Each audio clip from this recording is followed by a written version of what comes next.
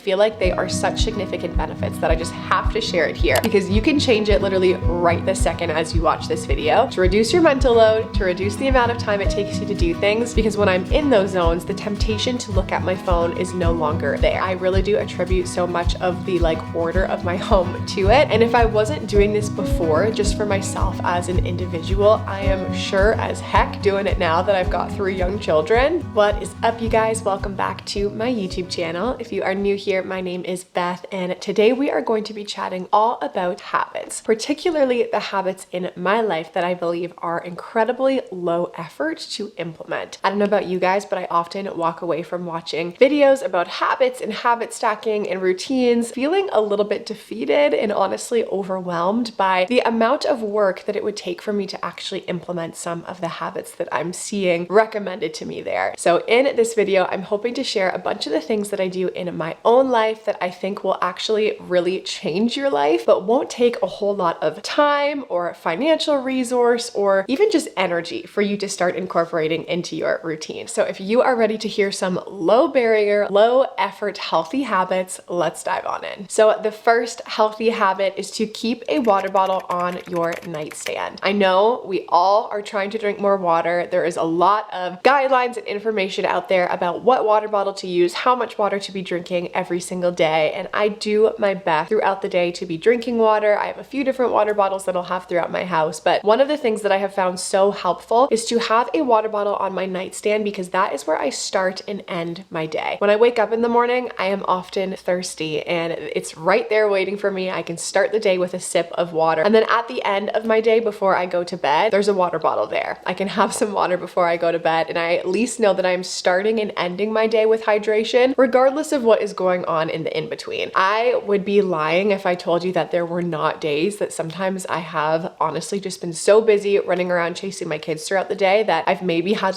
one sip between that. But for me, it's just that cue, that visual reminder of there's your water bottle. It's right there waiting for you. It's an invitation to hydrate first thing in the morning and last thing I do before I go to bed. The next healthy habit is crowding out instead of dieting. This is something that I have done for years now when it comes to the way that I approach eating, and instead of getting stuck in the spiral of removing foods from my diet or being so caught up on what I can eat, it's instead focusing on what you can actually eat and intentionally filling your plate with foods that are nutrient dense to naturally reduce the amount of foods that you are eating that are maybe a less healthy option. So instead of getting really strict on restriction, you're actually focusing on just pushing some of those things out by adding more in. And I really like that it feels like abundance, and it feels like thinking about what you can actually eat instead of focusing so much on what you can't eat. And so I'll often try and crowd out things on my plate by adding more vegetables, more fruits into my diet, more protein, more things that are rich in healthy fats like avocado and eggs. And the more that I fill up on that stuff, the more hungry I even am for some of the options that maybe I was craving before or would typically go to eat if I didn't already feel so full. So crowding out is another one of those low effort ways that I have been able to do a lot better when it comes to prioritizing healthy eating in my life. The next low effort healthy habit is to stretch while brushing your teeth. This is something that I have just done mindlessly for years now. I wish I could say that I have a whole stretching routine in the morning and at night, but I honestly don't in this season of life. I will sometimes stretch after I finish my workouts if I still have time before I need to jump back into parenting with my kids. But for the most part right now, this is where I'm getting the bulk of my stretching done, is just literally at the bathroom counter while I brushed my teeth in the morning and sometimes at night as well. And I feel like this is such a great way to, especially in the morning, get blood flow moving, maybe limber up for the day. But I am telling you guys, I will use the bathroom counter and I will stretch my hamstrings. I will stretch my hip flexors. I will stretch my glutes out. I will just stand there and while I am brushing my teeth, just throw in a couple of movements to just limber up. And I feel like it's a great way to actually start the day without feeling like you need to add this whole kind of stretching sequence into your routine. So next time you are brushing your teeth, throw in a couple of little extra stretches in there, and it's a great way to habit stack. The next low effort healthy habit is to reduce your barriers around working out. I say this instead of saying implement this workout routine or go and do this at the gym, because for some of us that can feel like too much to get started. But what I would recommend is just sitting down and critically thinking, what are the things that prevent me from working out? What is